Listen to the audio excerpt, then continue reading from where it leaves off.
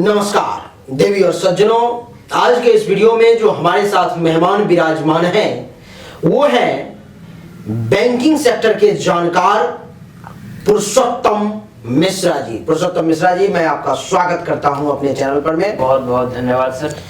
आज हम लोग पुरुषोत्तम मिश्रा जी से जानने का प्रयास करेंगे कि आखिर बैंकिंग सेक्टर की जितनी भी आम आदमी से संबंधित समस्याएं हैं, चाहे वो मेंटेनेंस का बिल काटना हो, चाहे एटीएम के खो जाने पर क्या करना हो, या आप बैंकिंग सेक्टर में लोन लेना चाहते हैं तो कैसे ले सकते हो इत्यादि, कैसे खाता खोलने के लिए क्या सब चाहिए, सब कुछ बैंकिंग सेक्टर के A to Z प्रश्नों का उत्तर आज हम लोग पुरुषोत्तम मिश्रा जी से जानना चाहेंगे। तो आइए वक्त को बर्बाद किए बिना आप इस वीडियो को निश्चित तौर पर में देखें, चर्चा को आरंभ करते हैं। तो पुरुषोत्तम मिश्रा जी, आपका एक बार फिर से बहुत बहुत स्वागत है हमारे चैनल पर में। और मेरा ये आपके साथ पहला पॉडकास्ट है, आपके साथ ही नहीं मेरे चैनल का ही ये पहला पॉडकास्ट है। और इस पर मैं आपसे कुछ विशेष प्रश्न करना चाहूंगा, जिसमें सबसे पहला प्रश्न ये है कि अगर बचत खाता खोलना हो, सेविंग अकाउंट जिसको कहते हैं, तो सेविंग अकाउंट खोलने के लिए कौन कौन सा पेपर चाहिए एक आम आदमी के लिए, आप ये बताएं। देखिए, सबसे पहला है कि आपको अगर बैंक से जुड़ना है तो कोई ना कोई खाता, कोई ना कोई अकाउंट आपके पास होना चाहिए। तो सेविंग अकाउंट अगर हम देखा जाए, अगर हम सेविंग को देखें तो इसके लिए आपको कुछ नहीं चाहिए, सिर्फ जो आपकी केवाईसी है वो चाहिए। और केवाईसी में क्या आता है, जैसे कि आपका आधार कार्ड हो गया, पैन कार्ड हो गया, या फिर जो आपका पहचान पत्र हो गया, यानी कि सरकार के द्वारा एक ऐसा डॉक्यूमेंट चाहिए आपको जो दिया गया हो, जो आपकी पहचान हो, जिससे लोग आपको जाने कि आप कहाँ के रहने वाले हो, आप कहाँ रहते हो, फिलहाल आपका एड्रेस क्या है, आप काम क्या करते हो। यानी कि बैंक आपके बारे में जानना चाहता है, तो आप आधार पैन लेके जाओ, खाता खुल जाएगा आपका। बहुत यानी कि खाता खोलने के लिए सिर्फ आधार कार्ड और पैन कार्ड है आपके पास में, तो खाता आप खोल सकते हैं। दूसरा मेरा प्रश्न ये है कि क्या अब भी बैंकों में जीरो बैलेंस से खाता खोलने की सुविधा उपलब्ध है? अब भी लोग खोल सकते हैं जीरो बैलेंस से? जीरो बैलेंस अकाउंट हर एक बैंक में होता है, चाहे वो सरकारी बैंक हो या प्राइवेट बैंक हो, वो अकाउंट हर बैंक में है। परंतु कारण क्या होता है कि कोई भी bank zero balance account customer को देना चाहती नहीं है। इसके पीछे रीजन क्या होता है कि बैंक को फंड चाहिए होता है, पैसा चाहिए बैंक को। और अगर वो zero balance account bank customer को दे तो कस्टमर के माइंड में वो बैठ जाता है कि ये मेरा खाता जीरो बैलेंस ही है, तो वो वहां फंड पैसा वो रखेगा ही नहीं वहां पर। और अगर वो पैसा ना रखे फिर बैंक को फायदा नहीं है, उस पैसे से बैंक पैसा कमा नहीं सकती है। तो इसलिए बैंक जीरो बैलेंस अकाउंट होते हुए भी वो अकाउंट लोगों को नहीं देना चाहती है। वो कहीं ना कहीं बैंकिंग में हाइड रहता है, जो सिर्फ जो लोग बैंक से जुड़े हुए हैं या जो बैंक को जानते हैं उन्हीं को पता होता है ये बातें। यानी कि दर्शक, आप अगर चाहें तो बैंक में विशेष तौर पर में कह करके जीरो बैलेंस अकाउंट भी खुलवा सकते हैं। अच्छा, दूसरा प्रश्न हमारा ये है कि आज जो बड़े बड़े लोग हैं वो लोन ले करके बड़ा बड़ा बिजनेस स्टार्ट करते हैं, बहुत लोग तो लोन लेकर के भाग भी जाते हैं। तो आपके यहाँ पर में चाहे कोई भी बैंक हो, वहाँ पर में लोन के लिए अप्लाई करने की क्या प्रोसेस है? अब देखिए, कोई भी बैंक अगर लोन देगी तो पहले वो चाहेगी कि मैं जहां लोन दे रहा हूं, मैं जहां लोन को प्रोवाइड कर रहा हूं, तो मेरा पैसा कम से कम वहां पे सेफ रहे। जैसे अगर मैं खुद की बात करूं तो अगर बैंक मुझे लोन देती है तो बैंक ये देखेगी कि मेरी कमाई क्या है, मेरी अर्निंग क्या है। अगर मैं बैंक से 1 लाख रुपए ले रहा हूं तो मैं वो 1 लाख वापस कैसे करूंगा, क्या करने की क्षमता है मेरे पास में। अगर मैं कहीं जॉब करता हूं किसी कंपनी में, तो जो मेरा पैकेज है, एनुअल पैकेज जो है, तो पैकेज के अकॉर्डिंग ही फिर बैंक वहां पे लोन देगी। या फिर अगर मेरा खुद का कोई भी दुकान है, कोई कारोबार है, मैं जीएसटी वगैरह फिल करता हूं अगर, तो बैंक वो देखेगी कि जीएसटी के अकॉर्डिंग जो मैं अमाउंट बैंक से मांग रहा हूं, तो उस अमाउंट के अकॉर्डिंग कितना मुझे मिल सकता है या फिर नहीं मिल सकता है। तो बैंक पहले कस्टमर को देखेगी कि उसकी कमाई क्या है, उसके बाद ही वो लोन प्रोवाइड करेगी। क्योंकि बैंक कभी ये नहीं चाहेगी कि मैं पैसा दूं और पैसा वो डूब जाए।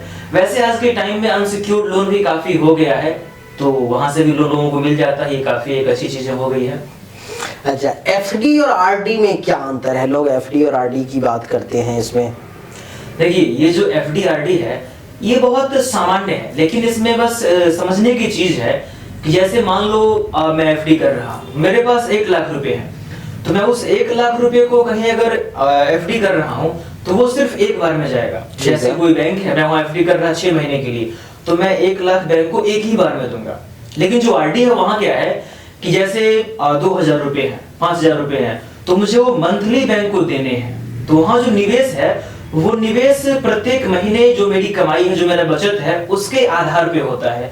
लेकिन जो एफडी है वो जो मैंने कमा के इकट्ठा कर रखा है वो मैं उठा के बैंक में दे रहा हूँ, तो वो इकट्ठे निवेश एफडी में होता है और बारी बारी से महीने के अनुसार आरडी में होता है। अच्छा, यानी कि एफडी एक बार में की जाती है और आरडी में अपना मंथली कुछ ना कुछ इन्वेस्टमेंट फिक्स रहता है। तो क्या एफडी और आरडी के इंटरेस्ट रेट में भी कुछ अंतर है? हाँ, काफी अंतर है इसमें। जैसे कि कुछ बैंक हैं जो अगर एफडी करवा रहे हैं वहां से लोग, तो वहां रेट लगभग बैंक, जैसे मैं एग्जांपल किसी का लूं, तो कुछ बैंक एफडी पे 8 रुपए दे रहा, कुछ 9 रुपए दे रहा, कुछ 10 रुपए दे रहा।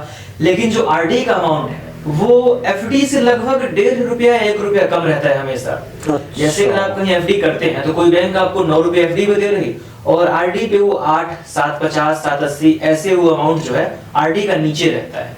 इसके पीछे एक रीजन है। रीजन वही पिछली वाली बात ही है कि आप एफडी में बैंक को एक मुश्त पैसा दे रहे और आरडी में पूरा ब्रेक करके दे रहे, तो बैंक अपना फायदा वहां देखती है और उसके अकॉर्डिंग ही वो काम करती है। सीनियर सिटीजन के लिए क्या कोई एफडी में कोई विशेष दर, ब्याज दर, इंटरेस्ट वगैरह कुछ उपलब्ध होती है? हाँ, ये बहुत बढ़िया प्रश्न है। जैसे कि आपने देखा होगा कि लगभग किसी बैंक की अगर बात करूं मैं, तो एक बैंक है उत्कर्ष स्मॉल फाइनेंस बैंक, तो वहां अगर मैं एफडी की बात करूं तो वहां पे जो एफडी का रेट है अगर 2 साल की बात करूं तो 8.5 का चल रहा है। लेकिन जो लोग 60 प्लस हैं या फिर 60 के हैं तो उनको बैंक 0.6% एक्स्ट्रा देती है वहां पे। अच्छा, तो जो भी 60 या 60 से ऊपर के लोग हैं उनको लगभग हर एक बैंक में कुछ ना कुछ अमाउंट एक्स्ट्रा दिया ही जाता है, तो ये प्लस पॉइंट है। अच्छा, एक चीज और मैं जानना चाहूंगा, आजकल इंटरनेट बैंकिंग, मोबाइल बैंकिंग, इसकी काफी ज्यादा चर्चा चलती रहती है। ये इंटरनेट बैंकिंग क्या है और मोबाइल बैंकिंग क्या है, इसके बारे में बताएं। तो देखिए, दोनों एक ही है? नहीं, दोनों है तो दो, लेकिन एक ही है। अच्छा। अब कैसे है वो देखिए आप।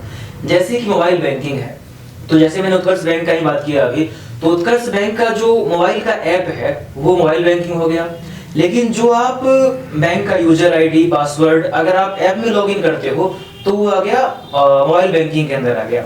लेकिन अगर वही आप क्रोम में या किसी और वेबसाइट में लॉगिन करते हैं तो आ जाता है वो इंटरनेट बैंकिंग के माध्यम से, वो हो गया। दोनों दो चीजें हैं बट एक ही चीजें हैं। अच्छा, इंटरनेट बैंकिंग और मोबाइल बैंकिंग शुरू करने के लिए तो आपको एटीएम कार्ड वगैरह की जरूरत पड़ती है? नहीं, ऐसा कुछ नहीं है। यहाँ पे क्या है कि अगर आपके पास कस्टमर आईडी हो बैंक का, वैसे जो इसकी प्रक्रिया है बैंक के अनुसार वो हर एक बैंक में अलग अलग होती है। जैसे कुछ बैंक है जो डेबिट कार्ड से वो स्टार्ट करवा देती है, कुछ बैंक है जो कस्टमर आईडी जो है उससे करवा देती है, कुछ बैंक है जो अकाउंट नंबर से करवा देती है। तो हर एक बैंक का वो अलग अलग होता है। बट अगर आपके पास अकाउंट नंबर हो, डेट ऑफ बर्थ हो, सिर्फ आईडी आपकी हो या फिर डेबिट कार्ड हो, तो तीनों में से कुछ भी अगर होता है तो आप आसानी से कर सकते हैं, दिक्कत वहां पे नहीं आएगी। अच्छा, हम लोग बार बार सुनते हैं कि debit card, credit card, debit card, credit card, क्या ये दोनों एक ही होते हैं या अलग अलग होते हैं? ये दोनों काफी अलग होते हैं और इनमें समानता बिल्कुल भी नहीं होती है। अब दोनों में अंतर क्या है कि जैसे डेबिट कार्ड है, इसको हम लोग आम भाषा में एटीएम बोलते हैं। एटीएम जानते होंगे, तो एटीएम बोलते हैं। तो एटीएम क्या है कि जो आपके बैंक खाते में पैसे हैं उसको यूज करने के लिए आप एटीएम का प्रयोग करते हैं। जैसे कि आपको पैसे विड्रॉ करने हैं तो आपको एटीएम चाहिए, अगर आपको किसी को पैसे भेजने हैं फोन पे से, गूगल पे से, तो आपको एटीएम चाहिए। बट अब यहाँ पे कार्ड की बात करते हैं, क्रेडिट कार्ड। वहां पे क्या है कि आपका अकाउंट पूरा खाली हो चुका है, खाते में पैसे नहीं है और आपको शॉपिंग करनी है, आपको बाइक लेना है, आपको फोन लेना है, तो आप उस कार्ड से पैसे लोन लेते हैं जो अनसिक्योर्ड लोन में आता है। बट उसकी कुछ वो होती है कंडीशन कि अगर आप 45 डेज में वो अमाउंट वापस वहां कर देते हो फिर नुकसान नहीं है। इन केस अगर आप वो अमाउंट वहां पे वापस फिल नहीं कर पाते हो तो फिर वो बहुत चार्ज करते हैं। उनका जो चार्ज है वो काफी टॉप लेवल पे रहता है। अच्छा, ये डेबिट कार्ड जो है सो एक ही प्रकार की होती है, इसमें भी अलग अलग होते हैं? इसके अलग अलग प्रकार होते हैं। जैसे मैं अगर उत्कर्ष बैंक की ही बात करूं, एग्जाम्पल बार बार वही मेरे सामने आ रहा है, तो अगर वहीं मैं बात करूं तो उनके पास लगभग 5-6 कार्ड हैं। जैसे कुछ कार्ड हैं जहां पे डेली जो लिमिट है वो कुछ अमाउंट तक ही सीमित रहता है कि इतने अमाउंट है आप वो विड्रॉ कर सकते हो। कुछ कार्ड उनके पास में है जिसमें वो कार्ड के आधार पे आप किसी ऐप से अगर खाना मंगवाते हो तो वहां वो आपको कुछ फ्री देते हैं। अगर आप फिल्म देखने जाते हो तो जो आप टिकट वहां बुक कर रहे वहां फ्री मिलता है। कुछ कार्ड पे वो आपको जो कैश विड्रॉ की लिमिट है वो बहुत बढ़ा देते हैं। नहीं तो डेबिट कार्ड जो है सो मतलब कितने, जैसे एक डेबिट कार्ड हो गया, एक वीजा हो गया, रुपए हो गए, मास्टर कार्ड हो गए इत्यादि, ये 3-4-5 प्रकार के ये होते हैं ये, नहीं? तो ये अलग हो गया। बट जो कार्ड मतलब जैसे मान लो रुपए कार्ड है तो रुपए है जो कार्ड जारी करता है, वीजा है जो कार्ड को जारी करता है। अच्छा। बस उस कार्ड के जो प्रकार है वो डिपेंड करता है कि जैसे कि अगर रुपए की बात ही करें तो रुपए के पास 3-4 कार्ड है। जैसे रुपए क्लासिक कार्ड है, रुपए प्लेटिनम कार्ड है, रुपए का सेलेक्ट डेबिट कार्ड है। तो रुपए के अंदर ही कार्ड के अलग अलग वैरायटी होते हैं और वो डिपेंड करता है अमाउंट पे। जो आप कार्ड में अमाउंट खर्च कर रहे, जितने का आप कार्ड ले रहे तो आपको उतनी वहां पे फैसिलिटी मिलेगी। अच्छा, एक चीज और, जैसे कि हम लोग लोन लेते हैं, personal loan, home loan, education loan, तो इसको लेने की क्या प्रक्रिया है? कैसे एक आम आदमी बैंक में जाकर के ले सकता है? इसके लिए क्या क्या पेपर वगैरह उपलब्ध कराने पड़ते हैं? ये काफी सामान्य है। जैसे अगर आप खुद के लिए आप कहीं जॉब करते हो और आपको लोन लेना है तो आपकी जो जॉब है तो कम से कम आपका जो पैकेज है वो अगर किसी बैंक के थ्रू आप लेते हो तो 3 लाख के आसपास पैकेज कम से कम होना चाहिए आपका। अगर 3 लाख आप कमा रहे महीने का, साल का, तो फिर आप उस पे जो व्यक्तिगत लोन है, पर्सनल लोन, वो आप वहां से ले सकते हो। उसके लिए सैलरी स्लिप चाहिए होगी, आपकी खुद की केवाईसी चाहिए होगी, आधार पैन वगैरह जो होता है वो चाहिए होगा, और जो कंपनी से आप पैसे ले रहे तो सैलरी स्लिप चाहिए होगी उसकी। ये हो गया पीएल का। अगर बात करें बिजनेस लोन की, आप एक कारोबारी हैं और आपको लोन चाहिए तो आप आईटीआर फिल करते होंगे, तो आईटीआर कम से कम 1 साल का चाहिए होगा। फिर आपका केवाईसी चाहिए होगा कि आपका जो केवाईसी है, कस्टमर का आधार पैन वगैरह, वो चाहिए होगा। और सबसे मुख्य है कि आपका जो सिविल है ना वो बढ़िया होना चाहिए। अगर आपने पहले कोई लोन ले रखा है और आपने वहां डिफॉल्ट कर गए, आप वो लोन चुकता नहीं कर पाए, तो आपका सिविल एकदम से पूरा डेड हो जाता है, सिविल पूरा खराब हो जाता है। तो सबसे मेन है कि सिविल बढ़िया होना चाहिए, और सिविल के अलावा जो आप काम करते हो उसका कुछ डॉक्यूमेंट होना चाहिए, उसके आधार पे ही। जैसे कि इसमें एजुकेशन लोन हो गया, पर्सनल लोन हो गए, होम लोन हो गए, तो इसके ब्याज में काफी अंतर रहता है, सबका अलग अलग ब्याज दर रहता है। क्योंकि यहाँ पे रीजन क्या होता है कि अगर आपको कोई संस्था लोन प्रोवाइड कर रही है तो वो आपको समाज सेवा तो कर नहीं रही है। अगर वो आपको लोन दे रही तो पहले अपना फायदा देखेगी कि अगर मैं आपको 100 रुपए दे रहा हूँ तो मुझे उससे क्या बेनिफिट है, पहले मैं ये देखूंगा। तो अगर कोई कंपनी है, उस कंपनी से आप लोन ले रहे हैं, जैसे कि मान लेते हैं होम लोन ले रहे हो, तो होम लोन लोग लेते हैं तो कम से कम 10 साल 12 साल, काफी वो लंबा चलता है। अब जो आपका पीएल है, अगर आप वो ले रहे तो उसकी जो अवधि है वो काफी कम होती है, काफी कम टाइम के लिए आप वो लेते हैं पर्सनल लोन। हाँ, तो यहाँ पे क्या फायदा कंपनी को होता है कि अगर आप होम लोन ले रहे तो अगर वहां पे रेट आपको वो दे रहा है 6% का, 8% का, 9% का, तो कंपनी को फायदा क्या है कि ये लोन काफी लंबा चलेगा। अगर ये लोन डिफॉल्ट भी कर जाता है तो उसके पास में ये सुविधा है, वो ये कर सकती है कि मान लो आपने होम लोन लिया और आप वो लेके चुकता नहीं कर पा रहे, तो कंपनी आपके घर को बेच करके वहां से अपना पैसा रिकवर कर सकती है। लेकिन अगर आप व्यक्तिगत लोन ले रहे और आप वो लोन चुकता नहीं कर पाए, आपकी जॉब चली गई, आप वो कुछ कर नहीं पाए, तो इसलिए वो महंगा होता है और कम टाइम के लिए होता है ताकि रिस्क वहां पे कम हो। किसानों के लिए क्या कोई बैंक लोन वगैरह उपलब्ध करवाती है जिसमें हाँ। कि कम दर में वो उपलब्ध हो? अब इसमें क्या है कि मैंने कुछ लोगों से सुना है कि जो किसान के लिए लोन वगैरह होते हैं वो सरकार नहीं दे रही, या लोग जो भी किसान है वो उस लोन तक पहुंच नहीं पाते हैं। तो ये काफी आवश्यक है। मैं आपको 3-4 लोन बता रहा जो किसान के लिए अवेलेबल हमेशा होता है सरकारी बैंकों में अक्सर, तो वहां से आपको लोन मिलेगा। जैसे एक लोन है केसीसी करके आता है, किसान क्रेडिट कार्ड, तो अगर आप वो लोन लेते हो तो वहां पे जो ब्याज दर है वो 2% कम किसान के लिए हमेशा होता है। 2% कम? हाँ, आम लोगों से, वो एक प्लस पॉइंट आपके लिए हो गया। दूसरा एक लोन है कृषि स्वर्ण ऋण योजना करके है, जो सिर्फ किसानों के लिए ही है। तीसरा एक है, जो भी आप राज्य में रहते हो, चाहे वो दिल्ली हो, बिहार हो, यूपी हो, कहीं भी हो, तो जो वहाँ के मुख्यमंत्री होते हैं ना, लगभग हर एक राज्य में वो किसानों के लिए कोई ना कोई ऋण के लिए, लोन के लिए योजना चलाते हैं। तो एक लोन होता है मुख्यमंत्री कृषि योजना। एक होता है कि जो भी किसान है तो उनकी समृद्धि नहीं हो। आजकल किसान, आप देखो, किसान आत्महत्या कर लेते हैं, वो परेशान होकर कहीं ना कहीं टूट जाते हैं। तो किसान को मजबूत करने के लिए, समृद्धि करने के लिए उनको एक योजना है, किसान समृद्धि ऋण योजना। तो ये कुछ योजनाएं हैं जो किसान के लिए काफी बेनिफिशियल होती है, और उस पे जो अमाउंट का जो रहता है ब्याज दर, वो काफी कम होता है आम लोन के मुकाबले। अच्छा, एक और प्रश्न ये है कि चेकबुक जो होती है उसको अप्लाई करने के लिए कौन कौन से पेपर लगते हैं और उसको प्राप्त करने में कितना समय लगता है बैंक? उसमें डॉक्यूमेंट कुछ नहीं चाहिए होता है। अगर आप कहीं भी खाता चला रहे फिलहाल में, तो उसके 2-3 तरीके होते हैं। पहला है कि या तो आप बैंक चले जाएं, एक फॉर्म भर के देंगे, बैंक वाले अप्लाई कर देंगे, तो वो 1 वीक में आपके घर पे पहुंच जाएगा। दूसरा क्या है कि अगर आप उस बैंक का ऐप यूज कर रहे हैं, तो हर एक बैंक के ऐप में ऑप्शन होता है चेकबुक अप्लाई करने का। और आजकल तो व्हाट्सएप बैंकिंग चालू हो गया है, तो आप व्हाट्सएप में आओ, वहां पे अप्लाई कर दो व्हाट्सएप से उस बैंक के नंबर पे, तो विद इन 3-4 डेज चेकबुक पहुंच जाता है। अच्छा, अब प्रश्न हमारा ये है पुरुषोत्तम जी कि आजकल बैंकिंग में देखता हूं कि मिनिमम चार्ज जब ही हुआ, मिनिमम बैलेंस जब ही हुआ, उस बैंक फटाक से कुछ पैसा काट लेती है। तो लोगों का जो पैसा, इस प्रकार से मेहनत का पैसा जो बैंक काट लेती है, वो क्यों काटती है और इससे बचने का क्या कोई तरीका है? तरीका तो खैर हर चीज का होता है, बट मिनिमम बैलेंस हर एक बैंक आजकल कहीं ना कहीं कर ही रही है। उसके पीछे रीजन क्या होता है ना, कि बैंक को लोगों से पैसा चाहिए। जो आप कमा रहे, जो भी काम कर रहे, जो पैसा आप अर्न कर रहे, तो वो आप बैंक को दो। बैंक को आपसे सिर्फ पैसा चाहिए होता है। अब बैंक क्या चाहती है, जैसे मान लो आपके पास 1 लाख रुपए है, आपने बैंक में जमा कर दिया, तो बैंक चाहती है कि पैसे हमारे बैंक में आए, जाए नहीं।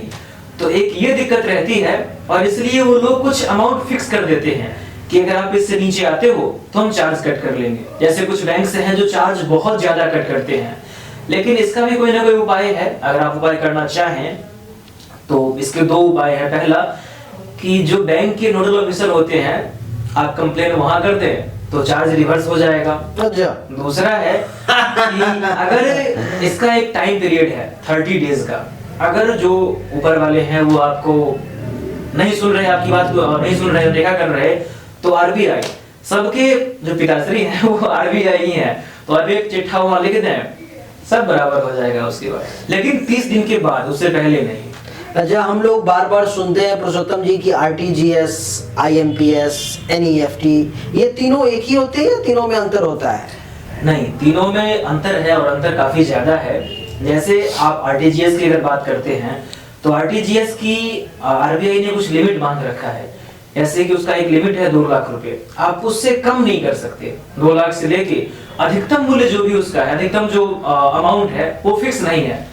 जो जिन लोगों का लाखों करोड़ों का लेन देन पर डे होता है, आरटीजीएस उन लोगों के लिए ही मुख्यतः होता है। अच्छा, ताकि वो लोग मोटे पैसे को तुरंत ट्रांसफर कर दें। इसका फुल फॉर्म है रियल टाइम ग्रॉस सेटलमेंट, यानी कि आपने पैसा मुझे आरटीजीएस किया, यहाँ से किया वहां पहुंच गया तुरंत, उसमें देर नहीं लगता। अब अगर बात करें एनईएफटी की, तो एनईएफटी में लगभग आधे पौने घंटे का समय लगता है। इसकी एक प्रक्रिया होती है। प्रक्रिया क्या है, जैसे मान लो आप आरबीआई हो और मैं एक बैंक हूं। अब यहाँ पे क्या है कि एनईएफटी कोई बैंक खुद से तुरंत नहीं कर पाती है। जैसे कि बैंक आरबीआई क्या कहती है कि आप, पहले क्या था कि नेफ्ट में 1 घंटे का समय लगता था ट्रांसफर होने में, अब वो आधे घंटे में होता है। रीजन क्या इसके पीछे है कि आरबीआई अब मिनट में ट्रांसफर नहीं करती है। वो आरबीआई कहती है कि आप एक बार में जो आपको एनईएफटी करनी है वो मेरे पास भेजो, और लगभग आधे पौने घंटे के बाद वो इकट्ठे सारे पैसे को ट्रांसफर कर देती है। अब आईएमपीएस की बात करें अगर, तो आईएमपीएस हम लोग खुद से करते हैं। जैसे कि उसका एक लिमिट है, कोई बैंक 1 लाख, कोई 2 लाख, कोई 5 लाख, ऐसे लिमिट हर एक बैंक का वो रहता है। तो आईएमपीएस है कि आप यहाँ से भेजते हो और वहां पहुंच जाता है, लेकिन उसके कुछ चार्ज वगैरह लग जाते हैं, कुछ चार्ज होते हैं, नॉर्मली होता है बट वो लग जाता है। तो इन तीनों में ये अंतर होता है। यानी कि आरटीजीएस में मोटा पैसा भेजना हो तो आरटीजीएस का प्रयोग बैंक करती है या खुद से भी कर सकते हैं? खुद से भी कर सकते नेट हैं, बैंकिंग के थ्रू कर सकते हैं। वो दोनों है, ऑनलाइन भी ऑफलाइन भी है। अच्छा, और नेफ्ट में क्या है कि आप कितना भी पैसा भेज सकते हो, एक लिमिट है उसका? नहीं, कितना भेज सकते हो। अच्छा, प्रश्न हमारा अगला ये है कि अगर कोई खाता धारक है, उसके अकाउंट में मान लो कि 5 लाख रुपए है और उसकी रैंडम मृत्यु हो जाती है, तो उस पैसे को कैसे निकाला जा सकता है? ये बहुत जरूरी प्रश्न है। जो भी कस्टमर हैं, जो भी दर्शक हैं, उनके लिए जानना ये काफी जरूरी है। जब भी आप बैंक में खाता खुलवाएं तो आप नॉमिनी अवश्य बनाएं। अगर नॉमिनी आप बनवाते हो, भगवान ना करे कल को कोई घटना घट जाती है आपके साथ में, तो जो आपके नॉमिनी है वो सारा पैसा उनको मिलेगा, परंतु वो ऐसे नहीं मिल जाएगा, उसकी एक प्रक्रिया होती है। जो ग्राहक हैं, जो यूजर हैं उस खाते के, उनका डेथ सर्टिफिकेट चाहिए। बैंक में आपको साबित करना होगा कि ये ग्राहक अब मर चुका है, ये व्यक्ति अब नहीं है और मैं इसका नॉमिनी हूँ। जो भी इसके पैसे हैं वो आप मुझे दे दो, या इस खाते का जो भी अब जिम्मेदारी है वो अब मुझे दे दो, अब इस खाते को मैं चलाऊंगा, मैं देखूंगा। तो नॉमिनी को साबित करना होता है और साबित करने के बाद डॉक्यूमेंट्स के आधार पर पैसा वो मिल जाता है। अगर किसी ने अगर नॉमिनी ऐड नहीं किया है तो उसको पैसे नहीं मिलेंगे? यहाँ काफी दिक्कत हो जाती है। काफी बैंक्स में मैंने देखा है कि लोग नॉमिनी को ऐड नहीं करते हैं, लेकिन नॉमिनी ऐड करना बहुत जरूरी है। अगर आप बैंक में साबित कर देते हो सारी चीजों को तो पैसे मिल जाएंगे, बट आजकल नॉमिनी हर एक खाते में होता ही होता है। बैंक खुद से पूछ के फिल करती है। क्या बैंक में जो हमारा पैसा रखा हुआ है वो 100% सुरक्षित है? यहाँ पे ये जो प्रश्न है ना, ये प्रश्न, इसका सामना हर एक व्यक्ति को, जो बैंकर है या जो बैंक से जुड़ा हुआ है, उसको प्रत्येक दिन करना पड़ता है। अब रीजन यहाँ पे क्या होती है कि आरबीआई का जो पहले सिक्योरिटी मनी था कस्टमर के लिए बैंक के थ्रू, वो पहले सिर्फ 1 लाख रुपए था कि आप बैंक में रखें करोड़ों रुपए, लेकिन आपका जो 1 लाख तक का जो अमाउंट है सिक्योर वही है। अब आरबीआई ने उसको 5 लाख कर दिया, तो आरबीआई ने क्या कर दिया अब कि उसको बढ़ा के 5 लाख कर दिया। क्या बैंक में जो किसी खाता धारक का पैसा है, मान लो कि मेरा पैसा है 5 लाख रुपए, 10 लाख रुपए, 50 लाख, 2 करोड़, 5 करोड़, 10 करोड़ हमने रखे हैं, उसमें टोटल मान लो प्रॉपर्टी बेच करके हमने सारा पैसा बैंक में डाल दिया, क्या बैंक में हमारा पैसा 100% सुरक्षित है या नहीं? सुरक्षित है, बट यहाँ पे कुछ चीजें हैं जो आपको जाननी चाहिए, क्योंकि इस प्रश्न का सामना ना हर एक बैंकर को रोज करना होता है। चाहे जो लोग बैंक से जुड़े हुए हैं उनको रोज करना होता है। इसके पीछे कुछ चीजें हैं जो आपको जाननी चाहिए। जो बैंक की पहले सिक्योरिटी थी कस्टमर के लिए, वो आरबीआई ने पहले 1 लाख दिया था, अब वो बढ़ के 5 लाख हो चुका है। जो आपके पैसे खाते में है, इनकेस अगर बैंक डिफॉल्ट कर जाती है तो 5 लाख का अमाउंट आपको आरबीआई देगी, परंतु कोई बैंक डिफॉल्ट नहीं करती है। आज तक कोई बैंक डिफॉल्ट नहीं की है। सामान्यतः क्या होता है कि जो बैंकर हैं, जो बैंक से जुड़े हुए लोग हैं, उनको इसका सामना करना पड़ता है। कुछ संस्था पहले थी प्राइवेट, जैसे कि सहारा वगैरह, तो लोग एग्जांपल देते हैं कि सहारा डूब गई, तो सहारा कोई बैंक नहीं थी। ये सबसे बड़ी बात है, लोगों को समझना चाहिए। और आज तक कोई बैंक डूबी नहीं है। हाँ, क्या होता है कि कोई बैंक है जो घाटे में है, बैंक फायदे में नहीं जा रहा, तो वो दूसरे बैंक से मर्ज हो जाता है, वो गठबंधन कर लेता है वहां पर। जैसे उदाहरण लो आप, एक फिनकेयर करके बैंक था, तो वो बैंक नुकसान में आना शुरू हो गया, तो एयू बैंक ने उसको गोद ले लिया। अब एयू से वो मर्ज हो चुका है, तो अब जो फिनकेयर था वो एयू के साथ जुड़ा हुआ है। तो बैंक कोई डिफॉल्ट अब तक नहीं करी है, बट लोग ये डरते हैं इन चीजों से। तो सिक्योरिटी मनी आपकी 5 लाख तक की ही होती है, वो भी आप याद रखें। एक चीज और देखा गया है पुरुषोत्तम जी की, जब बैंक में हम जैसे छोटे लोग जब जाते हैं लोन लेने के लिए, तो बैंक लोन देना नहीं चाहती है, और बड़े बड़े लोगों को देखते हैं, जैसे नीरव मोदी जैसे लोग जो है 14,000 15,000 करोड़ लेकर के भाग गए, कितना 1000 करोड़ लेके जा रहे हैं। तो बड़े बड़े लोगों को बैंक तुरंत लोन दे रही है, ज्यादा से ज्यादा दे रही है, और जब छोटे लोग जाते हैं तो उनको चक्कर लगवाती रहती है। तो ऐसा क्यों होता है?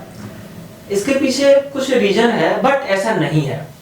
अगर आपके पास डॉक्यूमेंट्स हैं, अगर आप कोई भी लोन ले रहे और आपके पास डॉक्यूमेंट है, तो बैंक आपको लोन देगी। अब जो बड़े बड़े लोग हैं, वहां दिक्कत क्या है, उनके पास पेड़ भी काफी ज्यादा होता है, उनके जानने वाले बहुत लोग होते हैं, चाहे वो ब्रांच मैनेजर से लेके और जो ऊपर के अधिकारी हैं, सब जानने वाले उनके होते हैं। तो पैडवी की वजह से ऐसा हो जाता है। बट आरबीआई कहती है कि अगर आपके पास डॉक्यूमेंट्स पूरे हैं तो लोन में दिक्कत नहीं होगी। बट जो बड़े बड़े लोग हैं वो लोन लेके डिफॉल्ट कर जाते हैं, तब यहाँ पे बैंक का ही दोष है, फिर और क्या ही कर सकते हैं। हाँ, जब बड़े लोग डिफॉल्ट कर जाते हैं तो कुछ नहीं कर पाते हैं लोग, लेकिन जब छोटे लोग डिफॉल्ट करते हैं तो बैंक के लोग जाके गाली गलौज करते हैं, वहां पर में उनके साथ लड़ाई झगड़ा करते हैं, दुर्व्यवहार करते हैं। ऐसा क्यों करते हैं? अब यहाँ पे भी कारण है।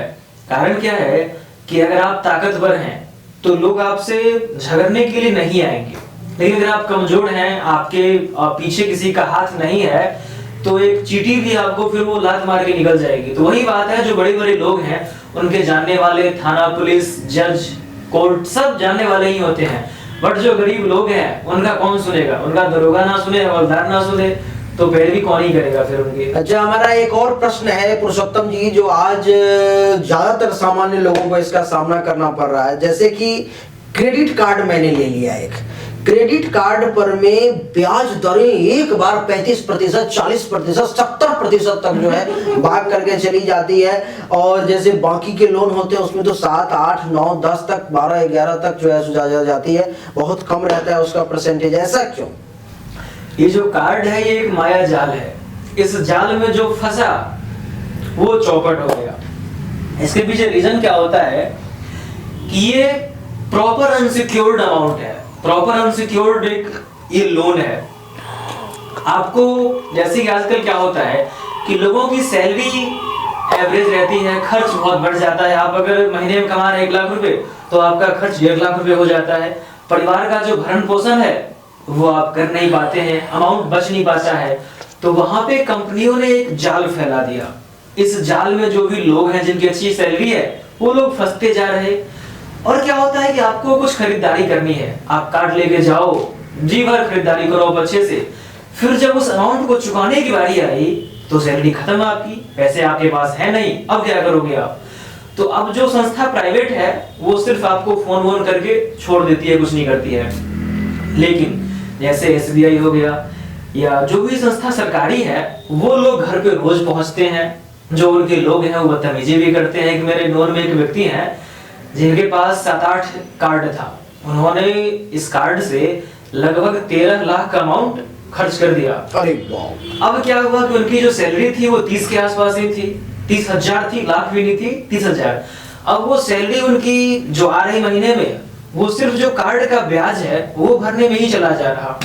उस व्यक्ति का ये हाल हो गया कि वो अपना घर छोड़ के कहीं और चला गया। उसने जॉब चेंज कर लिया ताकि जो कार्ड वाले हैं वो उसके घर पे बदतमीजी कर रहे, उसके ऑफिस में जा रहे, तो वो ऑफिस भी छोड़ दिया, घर भी छोड़ दिया, और जो अमाउंट था वो तो बैंक वालों का डूब ही गया।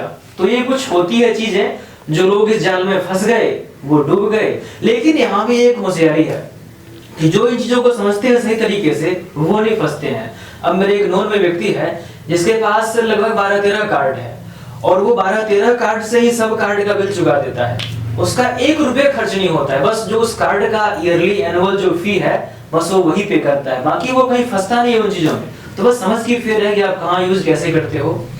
क्या बैंक में कुछ हिडन चार्ज वगैरह भी होते हैं जो कस्टमरों को पीछे से कट कर लिया जाता है?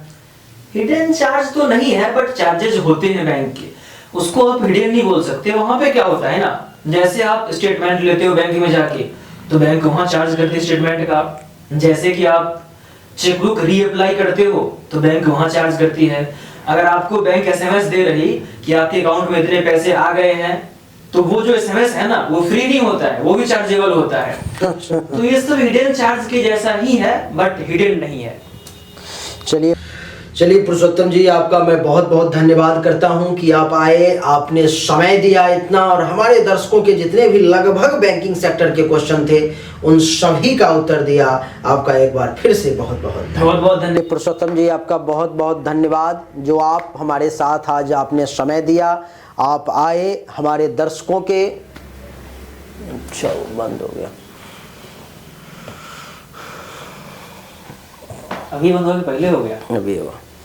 अच्छा, मेरा वाला बंद हुआ था, कोई बात नहीं। चलिए पुरुषोत्तम जी, आपका मैं बहुत बहुत धन्यवाद करता हूं कि आप आए, आपने समय दिया इतना, और हमारे दर्शकों के जितने भी लगभग बैंकिंग सेक्टर के क्वेश्चन थे उन सभी का उत्तर दिया। आपका एक बार फिर से बहुत बहुत बहुत धन्यवाद सर। बुलाते रहिएगा जब जब मौका मिले, धन्यवाद। और आप लोगों को भी मैं बता दूं कि जितने भी लोग दिल्ली में हैं, अगर उत्कर्ष बैंक में अपना खाता खुलवाना चाहते हैं, अकाउंट खुलवाना चाहते हैं और किसी प्रकार का परेशानी अगर अपने सर पर ना लेना चाहते हैं, तो पुरुषोत्तम जी से संपर्क करके आप अपना अकाउंट उत्कर्ष बैंक में निश्चित तौर पर बहुत आसानी से, चाहे वो बिजनेस अकाउंट हो, आपको करेंट अकाउंट खुलवाना है, सेविंग अकाउंट खुलवाना है, मैं इनका नंबर कमेंट में दे दूंगा, आप इनसे संपर्क करके निश्चित तौर पर मैं अकाउंट खुलवा सकते हैं।